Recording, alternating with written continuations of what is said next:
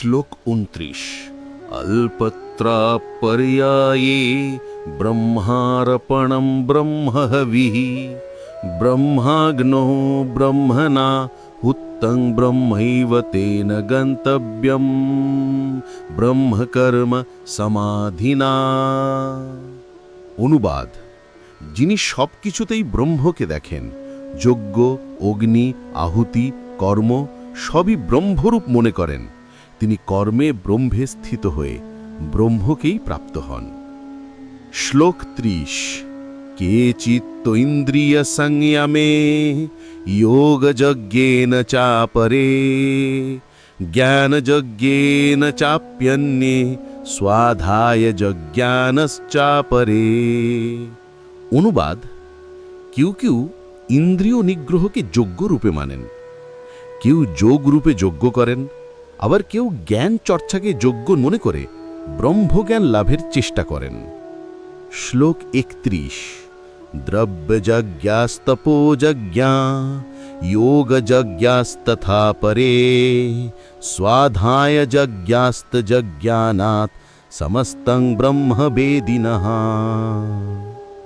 অনুবাদ: কেউ দ্রব্য দান দিয়ে যজ্ঞ করেন, কেউ তপস্যা করেন, কেউ যোগ সাধনা করেন, কেউ শাস্ত্র অধ্যয়নে যজ্ঞ করেন।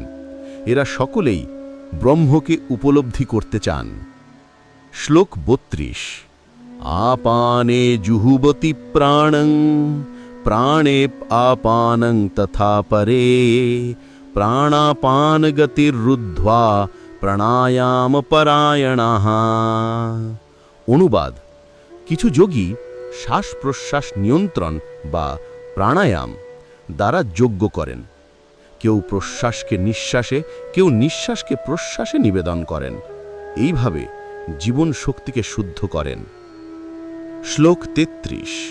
অন্যে নিয়তাহারাঃ প্রাণান প্রাণেষু জুহুবতি সর্বেপ্যেতে যজ্ঞবিদো যজ্ঞক্ষিপিতকল্মষাঃ। অনুবাদ: নিয়ন্ত্রিত আহার গ্রহণকারীরাও জীবন শক্তিকে শুদ্ধ করার মাধ্যমে যজ্ঞ করেন। এরা প্রত্যেকেই যজ্ঞের মাধ্যমে পাপ মুক্ত হয়ে পবিত্র হন। শ্লোক ৩৪। যজ্ঞশিষ্টামৃতভুজো ইয়ান্তি ব্রহ্ম সনাতনম নায়ং লোকায়স্তি যজ্ঞস্য কুতঃ অন্যঃ কুরু সত্তমা। অনুবাদ: যারা যজ্ঞশুদ্ধ অন্ন গ্রহণ করেন তারা চিরন্তন ব্রহ্মকে প্রাপ্ত হন। হে অর্জুন, যারা যজ্ঞ করেন না তাদের এই লোকেও সাফল্য নেই, পরলোক তো দূরের কথা। শ্লোক ৩৫। এবং বহুবিধা যজ্ঞাঃ বিততা ব্রহ্মণো মুখে কর্মযজ্ঞান বিতান সর্বান এত্বজ্ঞাত্বা বিমোক্ষসে। অনুবাদ: এইভাবে বহু প্রকার যজ্ঞ ব্রহ্মবাণীতে নির্দেশিত হয়েছে। এগুলি জেনে কর্মের দ্বারা জ্ঞান অর্জন করে মানুষ মোক্ষের পথ লাভ করে।